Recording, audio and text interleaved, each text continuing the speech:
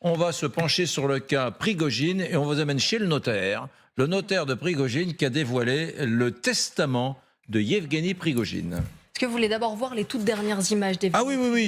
Ah oui, alors avant le testament, effectivement. On voulait remettre tout ça dans le contexte. Oui, très bien. Pour les voir... dernières images de Prigojine juste avant sa mort. Juste avant sa mort, a priori, il est en il Afrique. s'agit des dernières images d'Evgeny Prigojine qui existent. Elles ont été mises en ligne il y a seulement quelques heures sur les chaînes Telegram.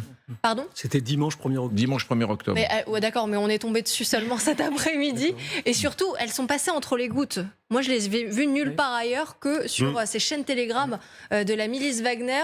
On vous montre donc les toutes dernières heures d'Evgeny Prigojine en Afrique.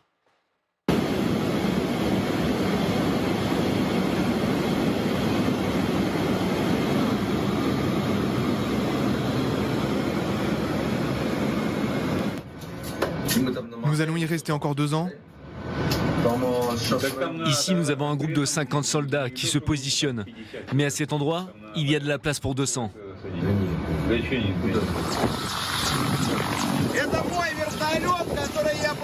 C'est mon hélicoptère. Je l'ai acheté il y a 10 ans pour me rendre à Moscou pour une réunion. Maintenant, il a une mitraillette et il vole à la poursuite des bandits.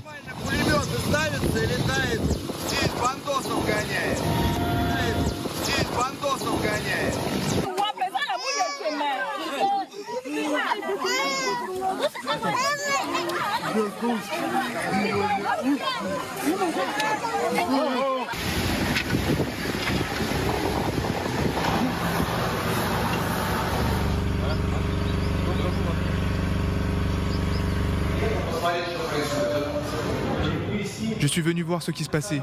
Comme on dit, il faut voir de ses propres yeux.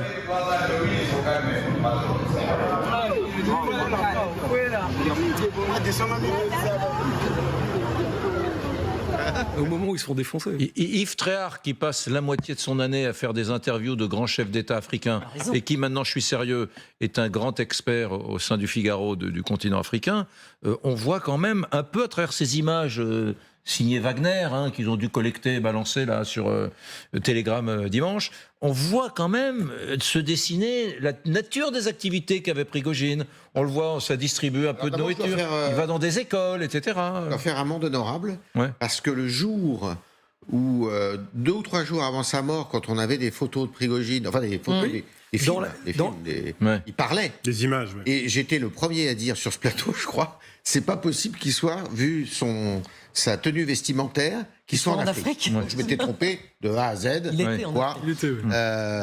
Il était en Afrique. Mais c'est vrai qu'il était très couvert. Mais il était très couvert et voilà. Mais il n'était pas avec son avion. Et il permis justement de faire le. Alors ça prêtait à confusion. Bon là, mais non, mais on sait que Wagner en Afrique, si vous voulez, ce qui est intéressant et pourquoi ils se font accepter dans certains pays, pas partout, attention.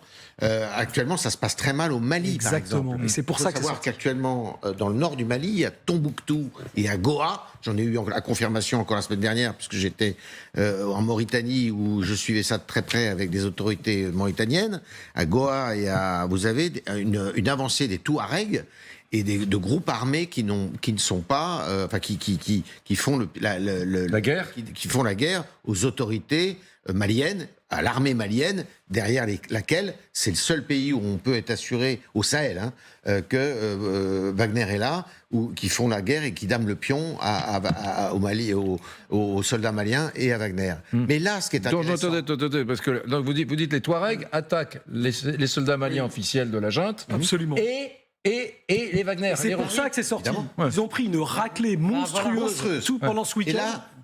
Et là, normalement, Tombouctou et Gao vont tomber. Il y a des chances que ça tombe. Donc Tombouctou, au nord du Mali, tenu par les Wagner plus l'armée de la junte, pourrait tomber. Pourrait tomber aux mains des Touaregs. Je vais vous dire une chose. On va se faire chier tout de suite. Les chefs d'État de la région sont inquiets comme jamais.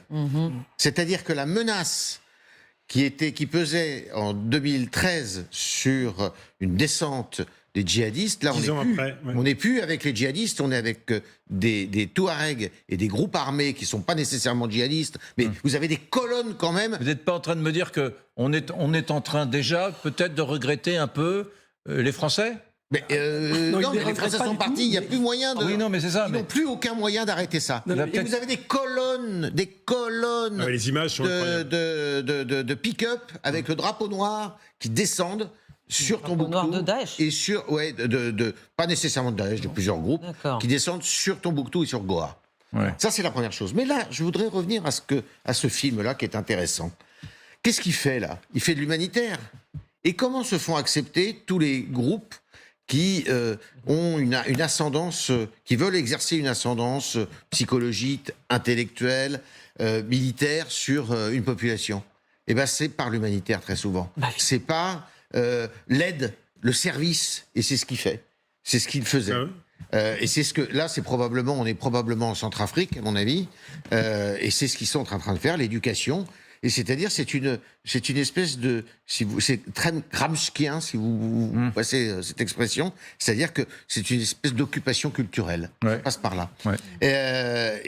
Et donc, on savait que dans certains pays, comme la Centrafrique, Wagner était très présent. Et ils veulent rester, pour certains des survivants de l'encadrement de Wagner, pour ne pas se mettre sous la tutelle de Moscou, ils veulent rester indépendants. Mais ça est une autre affaire. Sachant que j'ai la confirmation qu'à Bamako, Wagner, le gouvernement de Bamako, la junte militaire, n'est pas en relation avec Wagner directement, elle est en relation avec l'État russe. Ah oui. Bon, Didier François, on regarde le testament ou vous voulez rajouter Non, mais quelque chose? rapidement, parce que Ouais. honnêtement, pourquoi ces images? Et c'est ça Pourquoi qui est ces important. images C'est pour ça que c'est sorti ce week-end. Eh oui. C'est que, en fait, là, depuis maintenant 2 semaines, il y a les forces Touareg, donc la junte a rompu l'accord de paix pour essayer de les renverser. Sont montés à l'assaut de 4 postes militaires maliens. Donc il y a eu d'abord Léré et Bouérem, maintenant il y a Diouma et Bamba, ils les ont pris, ils ont ramassé toutes les armes qu'ils avaient, ils sont partis. Et il y a 2 villes principales qui sont Ménaka à l'est et Tombouctou à l'ouest, qui sont sous blocus des groupes djihadistes, d'Al-Qaïda à l'ouest et de l'État islamique à l'est. Or, Wagner, qui était censé appuyer les troupes maliennes, ont été un échec total et ont disparu. Et en plus de ça, demandent une augmentation pour pouvoir rester et aider l'armée malienne. Donc ils sont obligés de refaire de la propagande maintenant pour faire oublier leur échec militaire aux côtés des forces armées maliennes. Ça, c'est vraiment important. Très bien, compris. Les amis, vous regardez, vous venez d'arriver sur LCI, vous dites qu'est-ce que c'est que les dernières images de Prigojine, il est vivant? Non, ce sont les dernières images que nous avons découvertes, qui ont été publiées sur les chaînes Telegram des Wagnériens dimanche, hier, et on y voit les dernières heures de Prigojine avec son état-major en Afrique, juste avant de rentrer en Russie et de mourir dans son avion.